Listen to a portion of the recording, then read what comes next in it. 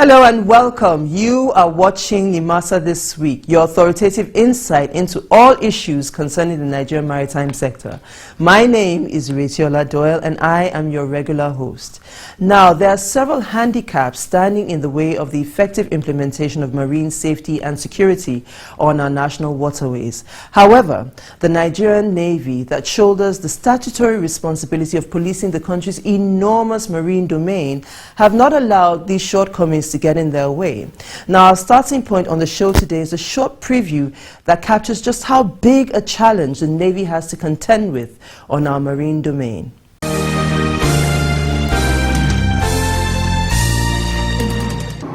Maritime safety and security continue to dominate discussions at fora, conferences and seminars within and outside the Nigerian maritime community.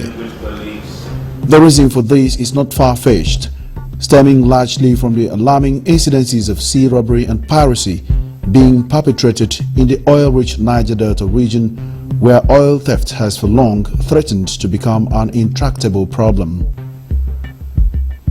Nigeria, as at today, is being globally ranked second only to Somalia in terms of danger on our waterways and contiguous seas.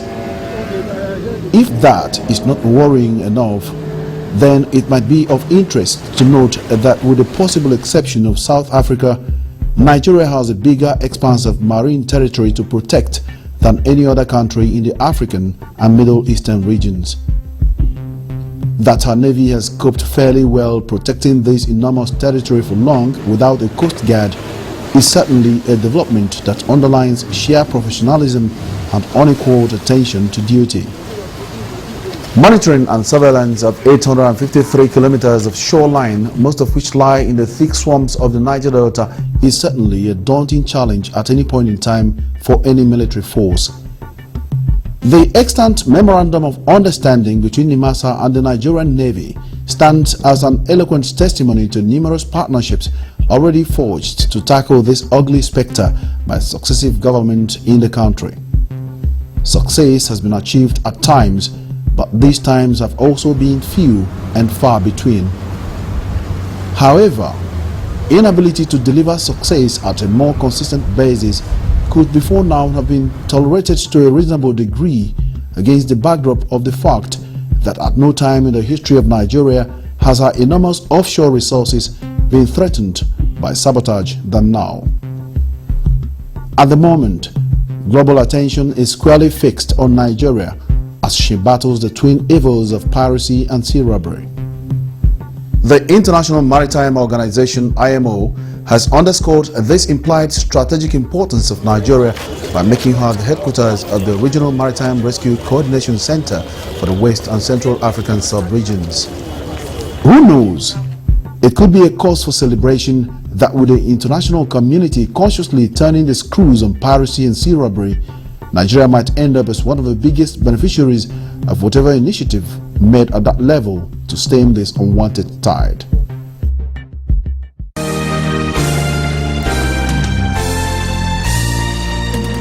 Nimasa is today involved in a partnership with the gallant Nigerian Navy that continues to score unprecedented results in the war against sea robbery and piracy.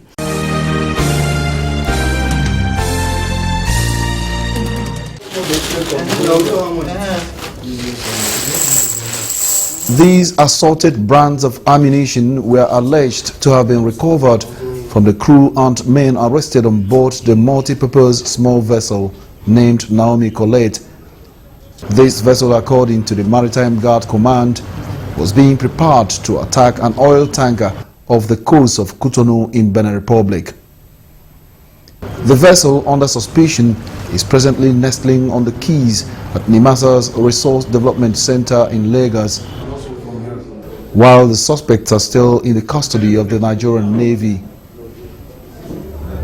The Commander, Maritime Guard Command, Captain Promise Dapa, says Nimasa has concluded its investigation into the planned attack and handed over proceedings to the Navy, who at the moment are digging into the source of the large quantity of ammunition seized from the suspects.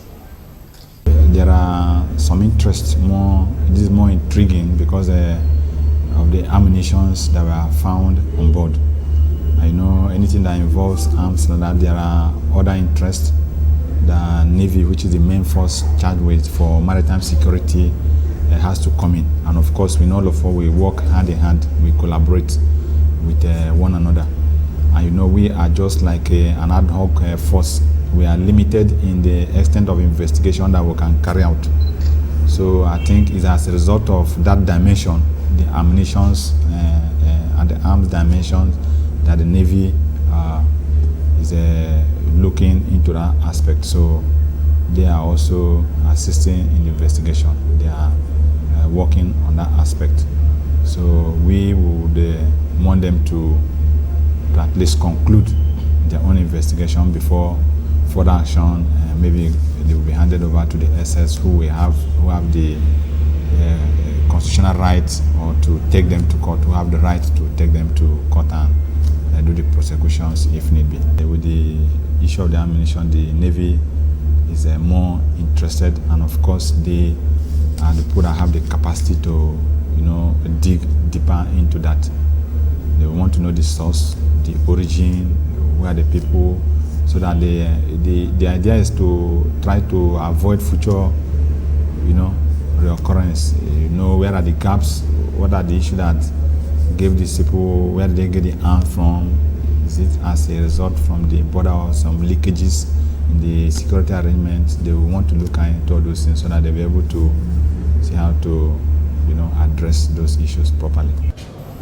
This latest onslaught and many others recorded in the recent past against the forces of piracy and sea robbery may have gone a long way to underscore the growing synergy among the coalition of security forces currently involved in Nimasa's anti-piracy initiative. This situation, Captain Dapa believes, is a clear indication that the country's maritime domain would soon be free from all forms of criminality. It could be frustrating in one sense that you are not able, when you start a thing, you are not able to see it through. But that wouldn't matter most, actually, if everybody, all hands on deck, because we are all working for the same country. So if they say, I arrest Mr. A arrest, then Mr. B will go to court and prosecute. And if I do my bit, he does his own bit, there shouldn't be a problem. You understand? So all of us, if we see that all of us are working for the same country, it shouldn't be an issue who should arrest or who should prosecute, as long as everybody does his own job. They become frustrating where if I do my own, you don't do your own. Or if you do your own, I don't do my own. You understand? That's where the frustration comes in. So if the people that are supposed to do the prosecution, they are doing it and seeing it to the right conclusion, without looking at it that maybe it's a Nimasa problem, so it is not their own problem, this is a Nimasa case, or maybe if it is the one they arrested, they will put more vigor in the prosecution. The one that comes from other people, they will now treat it with levity. It becomes very unfortunate and very frustrating, because it's like if you arrest people, tomorrow those who are not prosecuted, then you see them, they come back. These people will come back with more vigor in perpetuating the crime, because they will take it for granted that even if you arrest them, nothing will happen. Then it becomes very dangerous, not for the agency, but for the entire country. It becomes very dangerous for the entire country, because nobody will be safe, and you know, and people that are trying to make the arrest will be discouraged. A further confirmation of this feeling of optimism could be seen in the emergence, finally, of some form of unanimity of opinion among the ranks of stakeholders in the maritime industry, all extolling the bold initiatives of Nimasa. The momentum already generated by these anti-piracy initiatives, they say, could key in well with broader legislation being proposed to cater to unlawful acts at sea. The UNCLOS, which is the law of the sea, Nigeria is a party to it. But we do not have any legislation specifically dealing with piracy. Nigeria is also a signatory to what we call the SUA Convention, suppression of unlawful acts against ships and navigation of ships. You have 1988. It is a treaty of the International Maritime Organization, popularly known as, or otherwise known as IMO. You have the 1988 convention. You also have the protocols that came after that, 2005. Nigeria is a signatory to the 1988 SUA Convention, but they had not domesticated it. So what Nimasa is doing through me now is setting in motion, or has set in motion, the process of domesticating both the provisions of the law of the sea dealing with or concerning piracy and the provisions of the SUA dealing with suppression of unlawful acts against ships and navigation of ships, because both are interrelated when it comes to piracy and armed robbery at sea, or what we call unlawful acts at sea. Anti-piracy legislations are still a subject steeped in some level of controversy in terms of the widespread practice of subsuming them in the general laws governing crime and criminality in majority of the countries of the world. Efforts to push them through the lawmaking process have not been in short supply, particularly in countries bedeviled by the increasing menace of piracy such as Somalia and the cluster of nations around the Gulf of Guinea, among which Nigeria is a hub. In the meantime, loose arrangements are being worked out between countries, representative organizations and security forces at different levels to combat sea crime. In Nigeria, such a relationship has existed for long between the Navy and the Nigerian Maritime Administration and Safety Agency, Nimasa. This week offered further opportunity to revisit the significance of that relationship while exploring avenues to improve on it based on the practical realities on ground.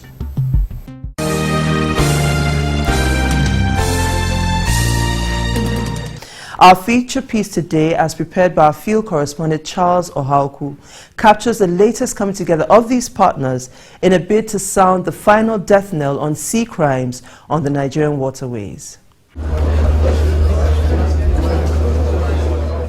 It was the maiden official visit to Nimasa by the recently appointed Chief of Naval Staff, Vice Admiral Dele Ezoba.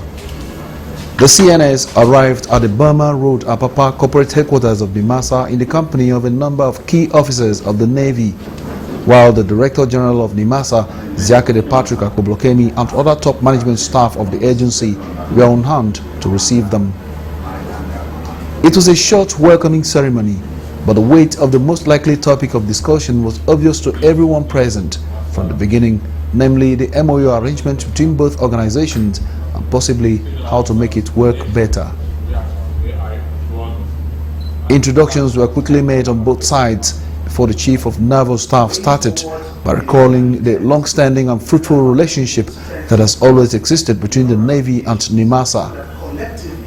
He also declared a readiness to strengthen that partnership by extending all necessary assistance to the agency in its efforts to eradicate the forces fostering economic sabotage on Nigerian waterways. Mr. President did assert, and I quote, "The Chief of the Naval Staff, you have the responsibility to eradicate all forms of illegality in Nigerian waters, primarily crude oil theft, illegal bunkering, and piracy. And the Nigerian Navy and Nimasa has been in the vanguard of trying to address this abnormality, which constitutes serious threat to our economic growth and national development. It is on that note that I have deemed it fit to visit so that we can redefine our concepts of operation, focus on strategic partnership that will provide the operational dictum that we need to fight the menace. As we speak, it is on record that Nimasa and Nigerian Navy have an extant MOU that have provided the platform for Nimasa to enforce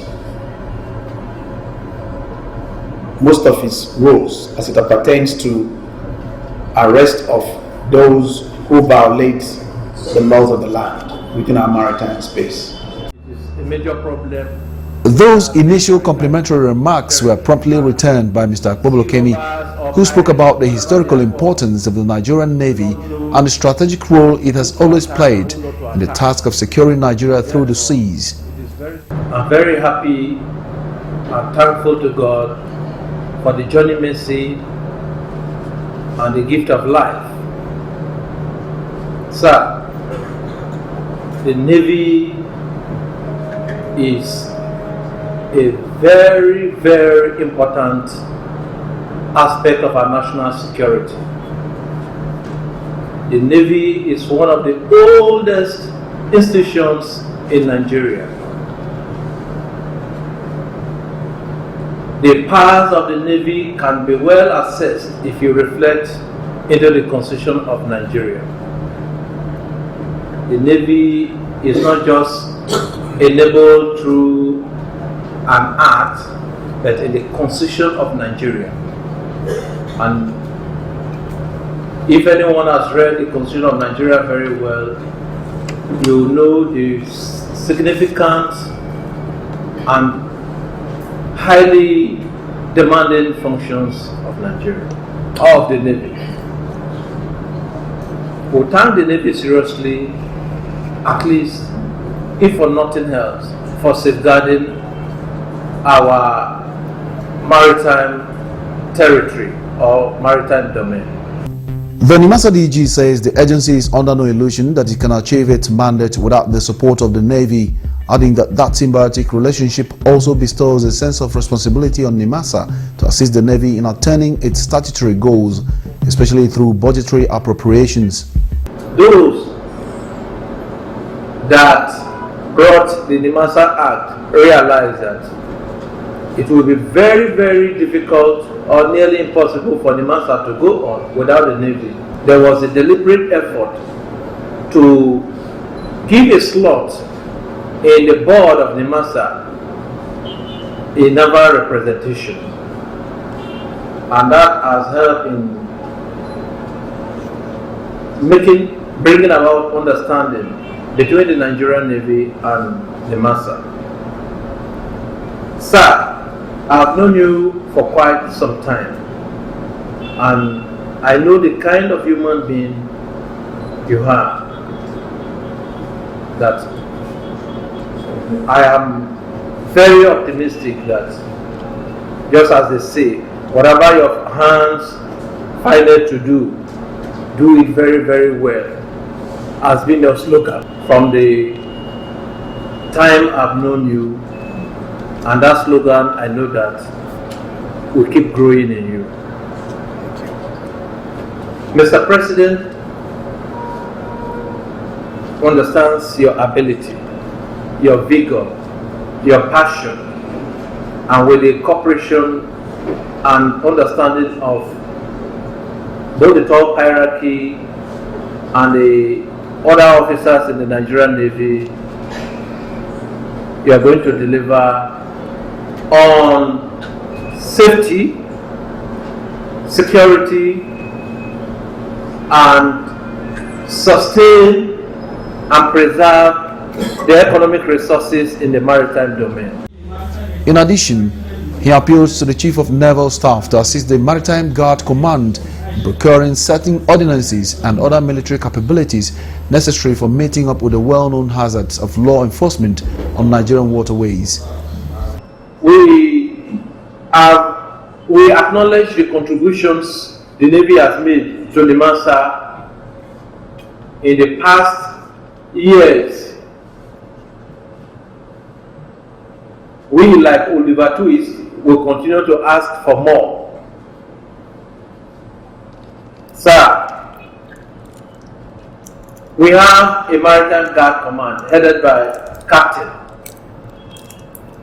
And for the mandate Mr. President has given to you, which we want to assist, we are humbly requesting that you give us the materials that are needed for us to do the job.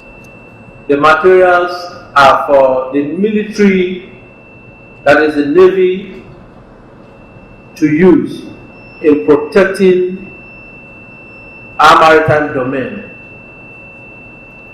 For instance, from my discussions with Captain Dapper, he said we need 12.7 millimeter guns. He also, in our discussion, said we also need GPMG and also automatic grenade launchers are needed for him to do his work properly. This is because the sophistication with which these pirates are operating, we don't want to underrate the extent with which they will go, and therefore it is better we prepare. That appeal seemed to have gone down the right channel, for speaking with newsmen at the end, the Chief of Naval Staff emphasized the desperate need for even the Navy to be provided with the relevant platforms for sustained surveillance of the maritime domain and engagement with all forms of negative resistance. What is important, and it must be clearly understood, is that you cannot walk on water, you can walk on land.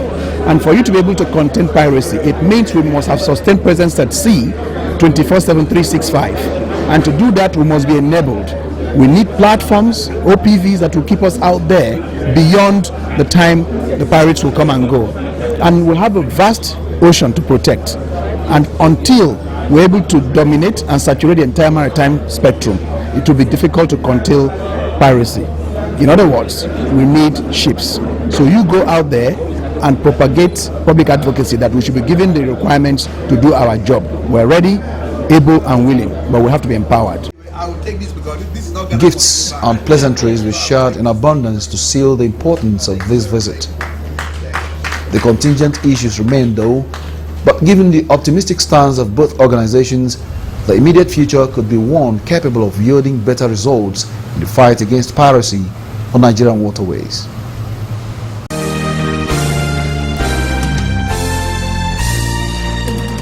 Up next is the Maritime Cargo Report, which is basically a breakdown of cargo in ships expected to berth in ports within the Lagos Pilotage District this week.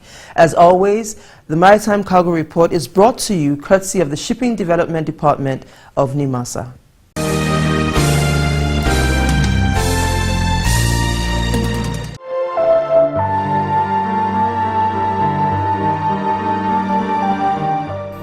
Two motor vessels, both laden with rice, are lining up at the Lagos Pilotage District, awaiting berth. On the other hand, 10 out of the 17 motor tanker vessels awaiting berth at the district are laden with premium motor spirit or petrol. There are 2 vessels each carrying jet A1 or aviation fuel, automotive gas oil or diesel, and base oil, while the remaining vessel has on board dual-purpose kerosene.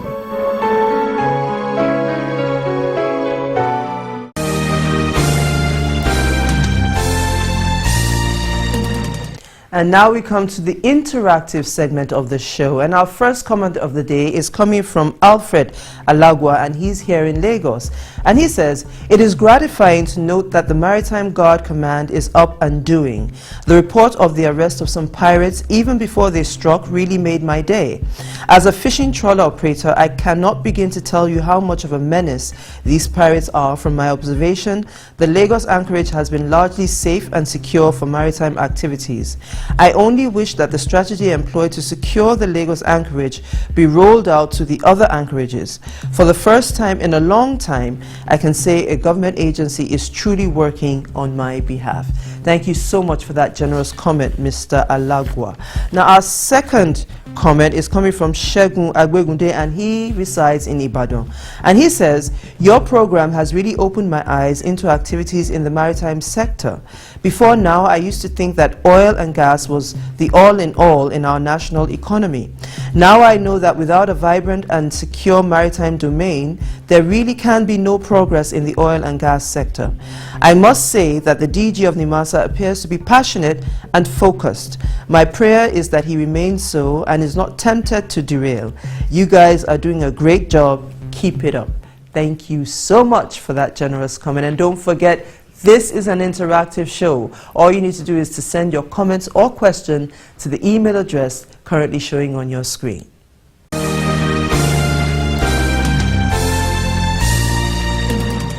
And now we come to the end of this week's episode. We hope you found it educating and illuminating as always. It is also Salah.